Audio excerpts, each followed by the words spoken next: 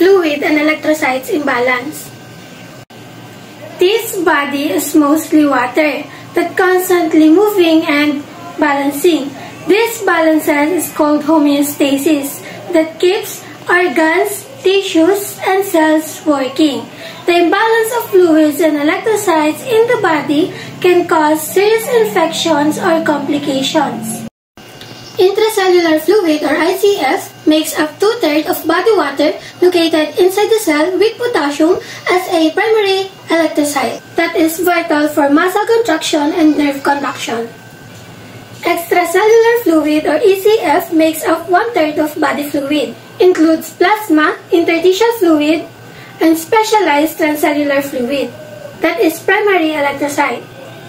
Now that we've learned about the homeostasis, pathophysiology of fluids, and factors affecting fluid imbalance, let's move on to the mechanism of fluids gain and loss, fluids imbalances, and the role of electrolytes.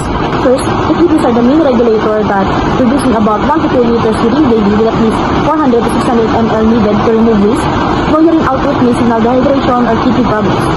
The skin also plays a role through perspiration, and excessive sweating or burn can lead to sodium, chloride, and potassium loss.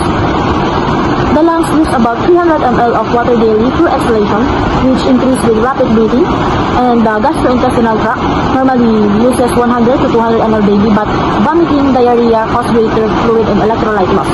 These processes are supported by transport mechanism, diffusion, which moves solids like oxygen and carbon dioxide, osmosis, shifts water towards the higher solute concentration, and lastly, the filtration that occurs in kidneys under hydrostatic pressure. Finally, the electrolytes in their normal ranges.